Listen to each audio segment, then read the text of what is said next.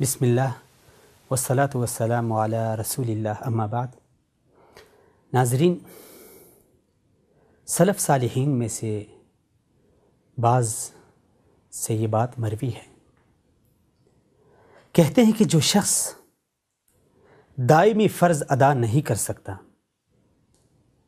دائمی واجب، دائمی کے مطلب ہمیشہ کا واجب، ہمیشہ کا فرض جو شخص ادا نہیں کر سکتا تو وہ وقتی فرض کبھی بھی ادا نہیں کر سکتا۔ بہت ہی پیاری بات ہے اگر غور کیا جائے،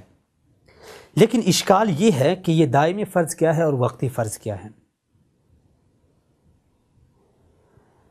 پوچھا گیا کہ یہ دائمی فرض کیا ہے؟ وقتی فرائض سے تو چلو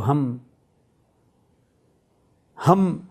اسے جان سکتے ہیں کہ وقتی فرض نماز ہے جو وقت کے اوپر فرض ہے، روزہ ہے جو ایک مخصوص مہینے میں فرض ہے، حج ہے جو ایک مخصوص سیزن میں مخصوص وقت میں فرض ہے، زکوٰۃ ہے وہ مخصوص نصاب کے ساتھ فرض ہے، لیکن یہ دائمی فرض کیا ہے؟ فرمایا گیا کہ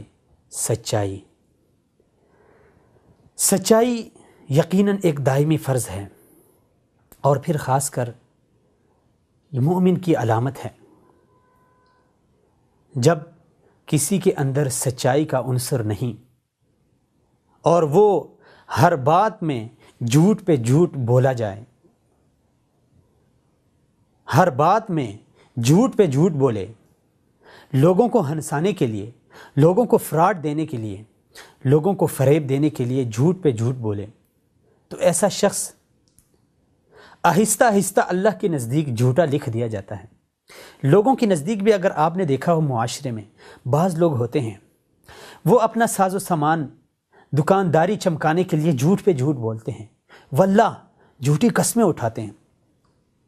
نعوذ باللہ من ذالک۔ ایک چیز 2 روپے کی ایک چیز بیچنے کے لیے وہ جھوٹی قسم اٹھاتے ہیں، قسم سے یہ میں نے اتنی کی لی ہے، قسم سے یہ میں نے اتنی کی لی ہے، قسم سے یہ میں نے اتنی کی ابھی بیچی ہے، قسم سے یہ چیز مارکیٹ میں اتنی کی میں، یعنی عجیب بات۔ اور پھر اللہ رب العزت کی ایک شان ہے کہ ایسے شخص، ایسے لوگ معاشرے میں بہت جب بے نقاب ہوتے ہیں،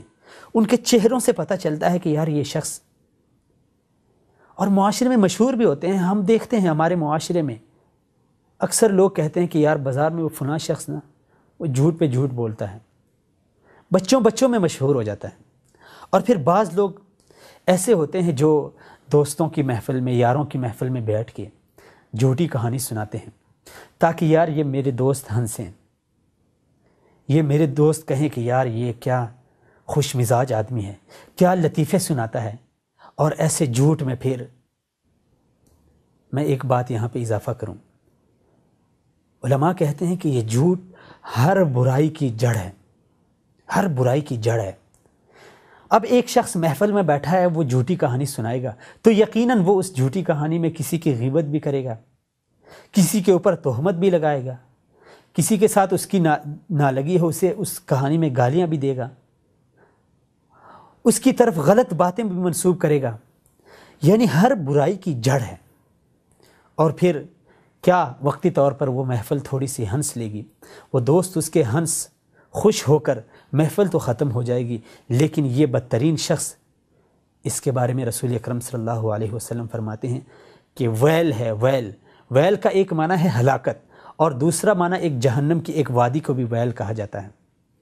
جہنم کی ایک وادی کا نام ہے۔ فرمایا ویل ہے اس شخص کے لیے جو لوگوں کو ہنسانے کے لیے جھوٹی کہانیاں سناتا ہے، جھوٹ پہ جھوٹ بولتا ہے تاکہ لوگ ہنسیں، لوگ کہیں کہ یار کیا خوش مزاج انسان ہے، اس کے ساتھ تو بیٹھنے کا مزہ آتا ہے، ایسے لطیفے سناتا ہے، ایسے کہانیاں، حالانکہ وہ سب جھوٹ پہ مبنی ہوتی ہے۔ جھوٹ کی ایک قسم یہ ہے، اور اس کے بارے میں سخت وعید ہے، جس طرح میں نے ابھی عرض کیا۔ بسا اوقات یہ ہوتا ہے کہ والدین یا اسکول کے ٹیچر یا جو بڑے ہوتے ہیں گھر میں، وہ بچوں کو بلاتے ہیں جو چھوٹے بچے ہوتے ہیں کہ آؤ بیٹا میں تمہیں یہ چیز دوں، ماں اپنے بچے کو بلاتی ہے، آؤ بیٹا میں تمہیں یہ چیز دوں کھانے کے لیے، یا میں تمہیں پیسے دوں، وہ بچہ آ جاتا ہے اس کی طرف، لیکن اس کے پاس کچھ نہیں ہوتا، ایسے جھوٹ بول کے، یہ بھی شریعت نے اس کو بھی جھوٹ میں شمار کیا ہے۔ اسی لیے رسول اکرم صلی اللہ علیہ وسلم ایک بار ایک صحابیہ کے ہاں تشریف فرما تھے، اس نے اسی طرح بچے کو بلایا، اور کہا آؤ بیٹا میں تمہیں کوئی چیز دوں۔ جب وہ آیا تو اس نے کھجور دے دی۔ آپ صلی اللہ علیہ وسلم نے فرمایا اگر تم اس سے یہ کھجور نہ دیتی اور تمہارے ہاتھ خالی ہوتے تو یقیناً یہ جھوٹ تھا، اور یہ بسا اوقات یہ انسان کی ہلاکت کا بھی باعث بن سکتا ہے۔ اسی لیے بسا اوقات ہم یہ سوچتے ہیں کہ یار چلیں آج تھوڑا سا بول لیتے ہیں، آج اپنی جان چھڑا،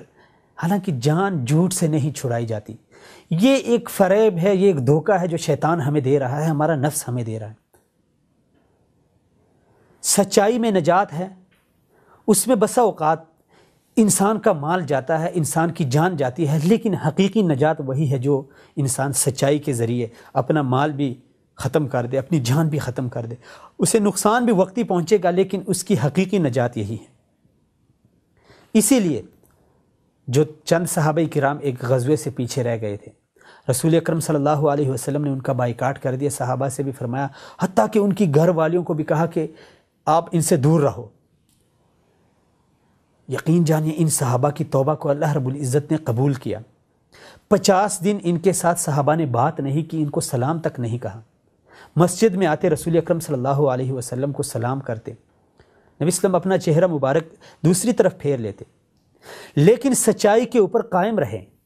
سچائی پہ ڈٹے رہے۔ جو عذر تھا انہوں نے سچ سچ بیان کر دیا،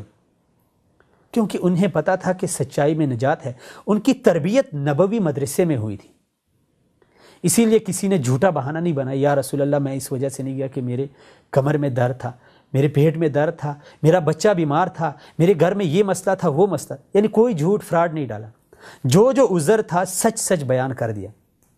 50 دن تک اللہ رب العزت نے انہیں آزمائش میں رکھا، اور ایسے عظیم صحابہ،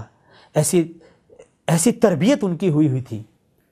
کہ سچ بول کے انہیں 50 دن تو تکلیف اٹھانی پڑی۔ 50 دن بازار میں ان سے بات نہیں ہوئی، مسجد میں نہیں ہوئی، گھر میں نہیں ہوئی، کسی کو سلام کرتے جواب نہیں ملتا۔ عجیب صورتحال تھی، زمین تنگ ہو گئی تھی۔ قرآن کریم فرماتے، اللہ رب العزت فرماتے حتی ضاقت علیہم الارض بما رحبت، باوجود اس کے کہ کوشادہ زمین تھی، پھیلی ہوئی زمین تھی، لیکن ان لوگوں پہ تنگ ہو گئی تھی، ان کو اپنی زندگی مشکل میں پڑ گئی تھی، لیکن سچائی نے ان کو ایسی نجات دلائی کہ وقتی طور پہ انسان کو تھوڑی سی تکلیف بھی ہوتی ہے، تھوڑی سی مصیبت، تھوڑی سی آزمائش جھیلنی پڑتی ہے، لیکن حقیقی نجات وہی ہے جو سچائی میں ہے۔ اسی لیے فرمایا گیا ہے کہ من صدق نجا، جس نے سچ بولا وہ نجات پا گیا۔ یہی صحابہ 50 دن تکلیفیں گزارتے گزارتے آخر میں اللہ رب العزت نے ان عظیم لوگوں کی توبہ 7 آسمانوں پہ قبول فرمائی، ان کا عذر قبول فرمایا، انہوں نے جو رجوع کیا تھا وہ اللہ رب العزت نے قبول فرمایا۔ اور پھر کعب بن مالک رضی اللہ تعالی عنہ بھی ان 3 صحابہ میں سے ایک تھے۔ وہ خود اپنی آپ بیتی یوں بیان کرتے ہیں کہ میں نے سچ بولا، اللہ رب العزت نے میرے سن لیا، مجھے نجات ملی سچائی کی وجہ سے۔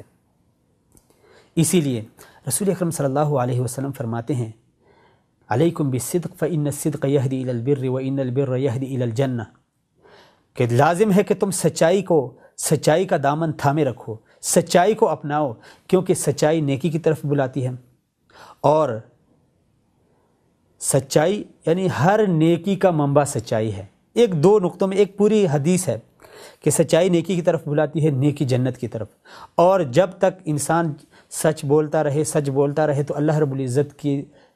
نظر میں، اللہ رب العزت کے ہاں وہ سچا لکھ دیا جاتا ہے۔ وَإِيَّاكُمْ وَالْكَذِبَ،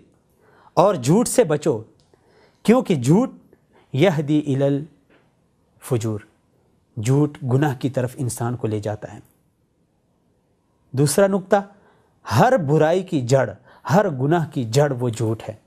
اور برائی انسان کو جہنم کی طرف لے جاتی ہے۔ اور انسان چھوٹی چھوٹی باتوں پہ، جس طرح میں نے پہلے عرض کیا کہ یار اس محفل میں ایک لطیفہ سنا دیتا ہوں، اس میں پھر ہم کسی کی عزت بھی اچھالتے ہیں، کسی کے اوپر طنز بھی کرتے ہیں، اس کو مذاق بھی اڑاتے ہیں، اس کی غیبت بھی کرتے ہیں، اس پہ بہتان بھی باندھتے ہیں، یار وہ ہمارے گاؤں میں ایک شخص تھا، وہ اس نے یہ کیا وہ کیا، نا کہ کچھ بھی نہیں ہوتا۔ ایک بیچارے کا ایسے نام لے لیتے ہیں، ایک تو اس پہ تہمت ہو گئی، ایک تو اس کی غیبت ہو گئی، یعنی ہر برائی کی جڑ وہ جھوٹ ہے۔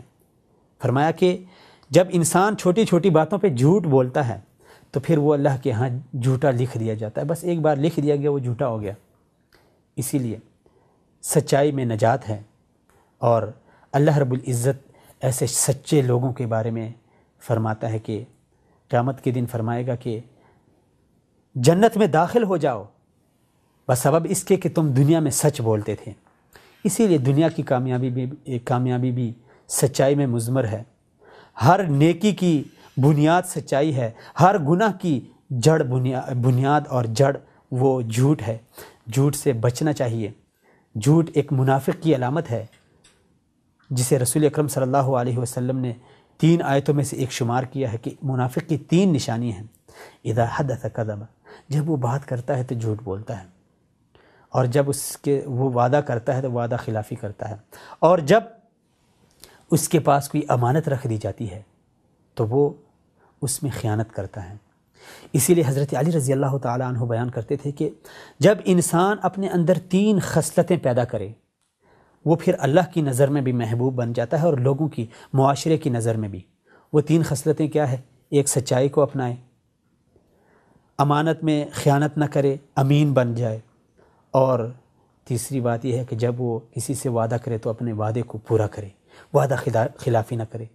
ایسا شخص یقیناً وہ اس بات کا حقدار ہے کہ وہ اللہ کی نظر میں بھی محبوب بن جائے اور معاشرے کی نظر میں بھی محبوب بن جائے۔ اس ایسے شخص کی معاشرے میں بہت قدر ہوتی ہے، چاہے وہ ایک اسکول ٹیچر کی حیثیت سے ہو، ایک دکاندار کی حیثیت سے ہو، ایک ریڈی والے کی حیثیت سے ہو، ایک فروٹ فروش کی حیثیت سے ہو، ایک سب، یعنی جب انسان سچ بولتا ہے تو یقیناً آپ نے دیکھا ہوگا، آپ نے مشاہدہ کیا ہوگا، اس میں بیان کرنے کی کوئی ضرورت نہیں ہے۔ وہ انسان پھر معاشرے میں بھی محبوب بن جاتا ہے، لوگ اس کی عزت کرتے ہیں، لوگ اس کی قدر کرتے ہیں، لوگ اس کے پاس جاتے ہیں، اس سے متاثر ہوتے ہیں، جو وہ بات کہتا ہے اس میں تاثیر ہوتی ہے، جو وہ کام کرتا ہے لوگ اسے دیکھ کے اس کام کو اپناتے ہیں۔ اسی لیے بیان اور اس کو تفصیل کے ساتھ بیان کرنا، اس کی تفصیل یہ کافی وقت طلب ہے، لیکن بات یہی ہے کہ سچائی میں نجات ہے۔ نجات یہ ہوتا ہے، مثلا میں ایک بات کی طرف اشارہ کرتا ہوں، وہ یہ ہے کہ بس اوقات ہمارے ذہن میں آتا ہے، یار دیکھیں میں نے یہ کام اس طرح کیا ہے، مجھے میرے باس نے کہا تھا کہ تم یہ کام اس طرح کرو، لیکن میں نے ایسے نہیں کیا، اب مگر میں سچ بولوں گا تو مجھے نوکری سے نکال دیا جائے گا، اگر میں سچ بولوں گا تو میری تنخواہ کٹ جائے گی، اگر میں، اس لیے وہ پھر وہاں پہ شیطان انسان کے نفس میں ڈالتا ہے کہ یار یہاں پہ تھوڑا سا جھوٹ بول کے اپنی بات بنا لو، اپنی بات بنا لو۔ اسی لیے انسان پھر جھوٹ بول کے وقتی طور پہ نجات پا لیتا ہے، لیکن یقین جانیے ایسا شخص کسی آفس میں ہو یا کسی گھر میں ہو یا کسی مارکیٹ بازار میں ہو، کسی جگہ بھی ہو، وہ اس کا جھوٹ اللہ رب العزت کسی نہ کسی طرح بے نقاب کرتا ہے، اور وقتی طور پہ جو اس نے وہاں پہ اپنی نوکری بچا لی، اپنی تنخواہ بچا لی، اپنی عزت وقتی طور پر بچا لی، لیکن یہ شخص کبھی نہ کبھی بے عزت ہوگا، بے آبرو ہوگا، اور اس کا یہ جھوٹ یہ کھل کر لوگوں کے سامنے آئے گا۔ اسی لیے اگر وقتی طور پہ آپ کو کچھ مصیبت، کچھ تکلیف اٹھانی بھی پڑتی ہے تو ایسی جگہوں پہ، حتیٰ کہ اگر آپ کی جان بھی جاتی ہے تو ایسی جگہوں پہ بھی جھوٹ نہیں بولنا چاہیے۔ سچائی کا دامن، اس میں نجات ہے۔ وقتی طور پہ تھوڑی سی تکلیف اٹھانی پڑے گی، تھوڑی سی مصیبت ہوگی، لیکن یقین جانیے اللہ رب العزت سچوں کا ساتھ دیتا ہے۔ ان اللہ یحب الصادقین، سچوں کے ساتھ محبت کرتا ہے اور سچوں کو نجات دیتا ہے، اس دنیا میں بھی اور کل آخرت میں بھی۔ اللہ رب العزت سے دعا ہے کہ اللہ رب العزت ہمیں صادقین میں ہمارا شمار کرے۔ اقول قولی ھذا استغفر اللہ لی ولکم ولسائر المسلمین فاستغفروہ انہ هو الغفور الرحیم۔